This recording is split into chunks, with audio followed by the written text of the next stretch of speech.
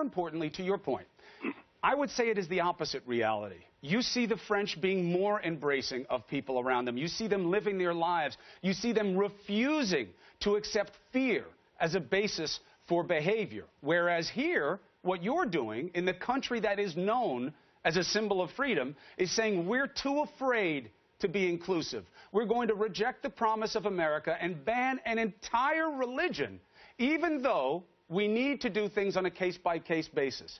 And it seems as though you're acting out of fear, not making us look strong, and rejecting what America is all about. UK's not doing this. France isn't doing this. Chris, and don't tell me about Paris. Paris is under tremendous siege.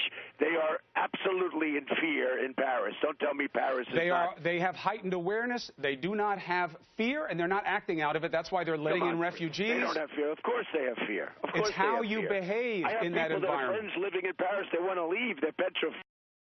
But what are they doing? Are they banning all Muslims? Well, let's see. Maybe they're going to have to. Maybe they're going to have to do something. That's not even on the table. Look, I'm talking about a temporary situation until our country's representatives can figure out what the hell is going on, Chris. The timing is irrelevant. Listen, we had the World Trade Center #1. We had World Trade Center #2. We had many other things happen. Then the other day we had the California attack where these two animals, they're total animals, they became radicalized and they wanted to do far more damage than that. What's even more disturbing, if you terms of looking into the future, is other people knew what they were doing. There were bombs, pipe bombs laying all over the floor. Right. They had other people that knew what was going on, Chris, and nobody reported it. They used the excuse they didn't want to be racial profilers. They wanted to be politically correct. By the way, the people that said that, I think in their own way, they're guilty. The mother knew. The parents knew. Everybody knew. Now even his father is under watch. They just found out. You use politically correct. Chris, this isn't about being politically correct. We can be politically correct. But this isn't have about a being problem politically in this correct. country, and we should solve it, because you're going to have many more World Trade Centers if you don't solve it. Many, many more, and probably beyond the World Trade Center. I don't see the point of scaring people with the possible when the reality is we haven't had another World Trade Center. You and I both lived through it. We both lost people there. We know what the real deal is. We know who celebrated and we didn't. We know what's scaring people and what the reality is. We haven't had those kinds of attacks. The security network has held up, and one of the reasons is our unity as a people. And I don't understand how you can see banning an entire religion as a way of saying anything other than we are what ISIS says we are. We want a war against Islam. That's who America is. And as you know, or you should know, that is not who America is, Mr. Trump. Chris, we are at war with radical Islamic terrorism. Right, we not are at war all with Islam. Or whether you not don't like all it. Islam. We have a president that made a fool out of himself the other night. He doesn't even mention the term. He refuses to use the term. Nobody understands why. Hillary Clinton, because she's afraid of the president because of her email scandal, Hillary Clinton refuses to use the term. If you're not going to even use the term, you're never going to solve the problem. But I don't get how you connect these dots because of the email scandal. Put it through your head. Look, they are everybody knows who we're at war with. Do great damage. You look at what's going on in the Middle East. They're chopping off heads. They are looking to come over to other places, too. And they want the jihad. It's very simple. But they want the jihad. What does that mean, they want the jihad? Well, you can't just throw out notions without any kind of checking of them. You know, this is what got you wound up on the Philadelphia Inquirer front page, like Hitler. They got you in a personage of Hitler right now, a characterization of that. Philadelphia Inquirer, another newspaper. Well, I know you're going to disparage whoever criticizes you, and I'm waiting for that as well. But here's the point. From the Center for Security Policy released data showing 25% of those polls agreed. Now, these are Muslims living in the United States. Yeah. 25% of the Muslims living in the United States agreed that violence against Americans here in the United States is justified as part of the global jihad. Donald, we wouldn't even put that poll on the air. It's a hack organization with a guy who was dismissed from the conservative circles for conspiracy theories. You know that. It's as bad as those cop stats you put out there. Take a look at the Pew poll. The Pew poll was the same thing, highly respected, and the Pew poll had terrible numbers, too. But listen to this. Go a step further. Please. 51% of those polled agreed that Muslims in America should have a choice of being governed under the Sharia. Now, if you're talking about horrible stuff here, Chris. Now we can close the eyes, we can put the blinders on, but don't choose to do that. Now, is it temporary? Yes. It's until the country's representatives can figure out what is going on. Our country's representatives cannot figure it out. Now, the problem I have with that is they couldn't even build a website for Obamacare after spending $5 billion. So how do they figure anything out? They can't figure anything out. That's not fair.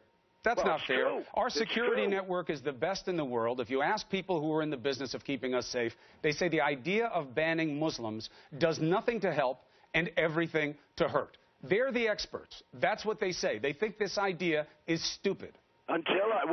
When you say that, so I spoke before an audience last night, a massive audience last night. Right. Your people were there, thousands of people inside, thousands of people outside. They couldn't even get in, and got standing ovations as soon as this was mentioned. Standing ovations. Of course you did, Mr. Trump. These are your people. I mean, I have standing ovations from very smart people. These are intelligent people. These are great citizens.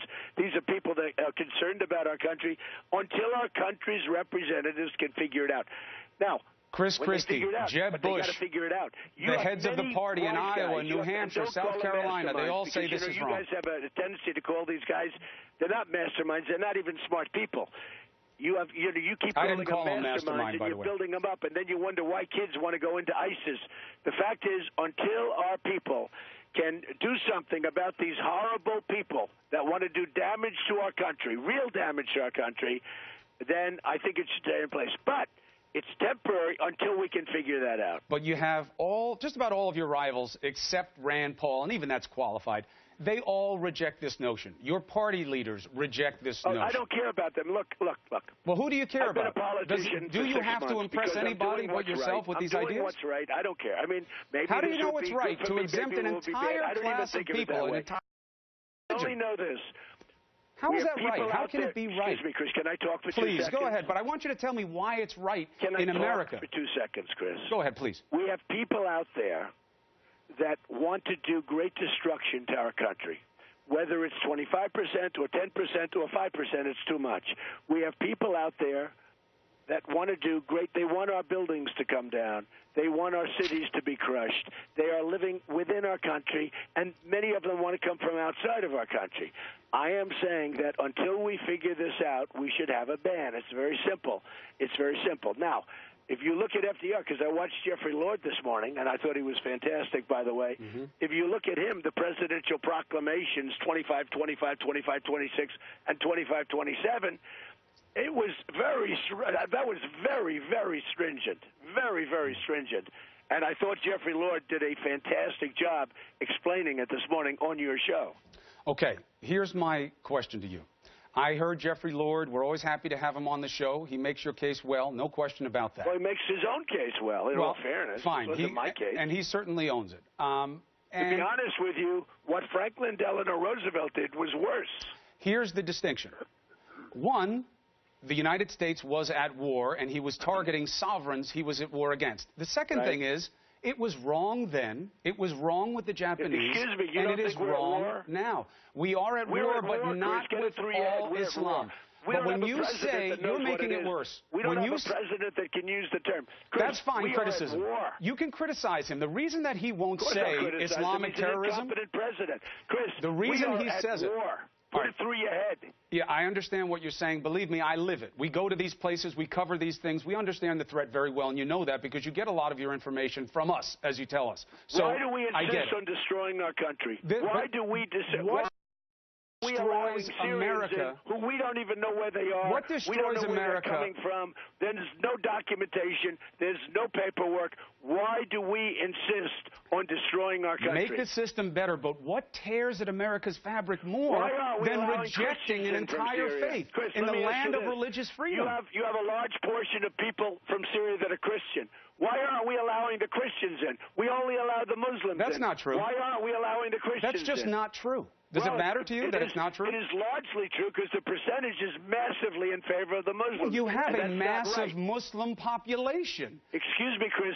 The ones that are in the bigger danger are the Christians. They're Christians the ones are having their in heads trouble. chopped off. They are being they're the ones allowed that are into in the far refugee greater danger, program. and we are not allowing the Christians into anywhere near the extent that Yeah, you we know should why? be. Because people like you say Syrian refugees shouldn't come into the country. How can you say